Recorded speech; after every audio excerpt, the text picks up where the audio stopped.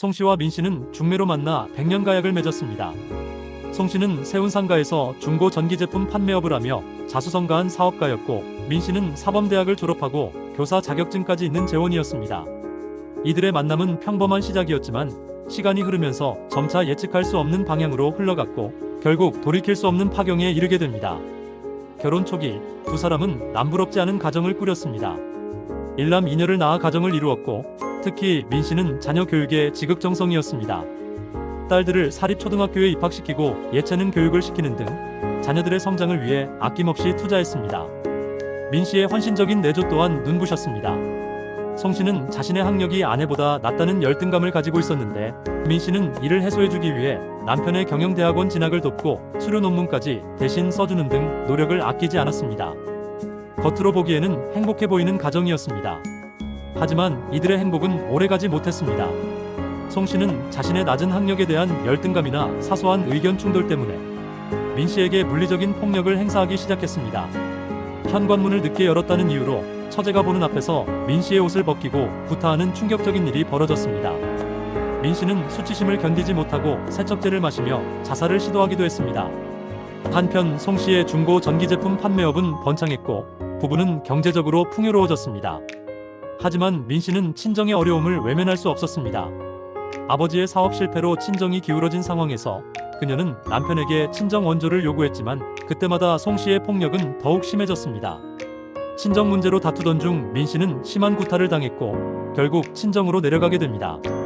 이후 송 씨의 어머니가 아들을 타일러 겨우 화해했지만 이미 두 사람의 관계는 깊은 상처로 얼룩져 있었습니다. 송 씨의 의처증과 잦은 폭력, 그리고 애정없는 결혼 생활은 민 씨를 극심한 고통으로 몰아넣었습니다. 친정 내부의 갈등까지 겹치면서 민 씨는 정서불안 등 심각한 정신질환 증세를 보이기 시작했고 결국 신경정신과 치료를 받기 시작했습니다. 결혼 전 건강했던 그녀는 결혼 생활로 인해 정신적인 문제에 시달리게 된 것입니다. 민 씨는 불안정한 결혼 생활 속에서 부동산 투자에 관심을 가지게 됩니다. 이웃의 소개로 부동산 중개인들을 알게 되었고 친정 동생의 해외 유학 비용 마련이 급해지자 남편 몰래 부동산 투자를 통해 돈을 마련하려 했습니다. 민 씨는 중개인들과 공모하여 청주의 임야를 시세보다 높은 2억 4천만 원에 송 씨에게 매수하도록 유도했습니다. 실제 매입가는 절반에도 못 미치는 1억 2,200만 원이었습니다. 송 씨는 뒤늦게 시세가 절반에도 못 미친다는 사실과 민 씨가 매매 차익 일부를 가로채려 했다는 사실을 알게 되었습니다. 게다가 민 씨가 자신의 명의로 임야를 매수한 사실까지 알게 되면서 민 씨가 자신의 돈을 친정으로 빼돌린다고 확신했습니다.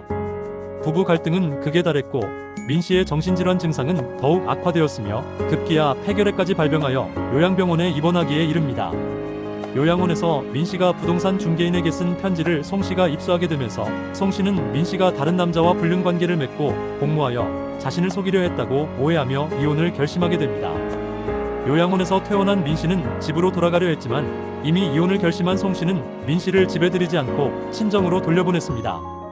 그리고 민 씨가 다시 집에 돌아오자 호텔에 투숙시킨 후 다시 친정으로 가라고 말하며 그녀를 외면했습니다. 송 씨의 냉담한 태도에 극도로 좌절한 민 씨는 병 조각으로 자살을 시도한 후 정신과에 입원하게 됩니다. 이들의 혼인은 결국 돌이킬 수 없는 파탄에 이르게 된 것입니다. 이후 법원은 민 씨에게 남편이 친정을 도와주지 않는다고 하여 부동산업자들과 결탁하여 남편을 속이고 이득을 취하려 한 잘못이 있지만 송 씨가 폭력으로 아내를 정신질환에 빠지게 했고 가정을 회복하려는 아내를 외면함으로써 파탄을 심화시켰다고 보아 혼인 파탄에 주된 책임이 송 씨에게 있다고 판단했습니다.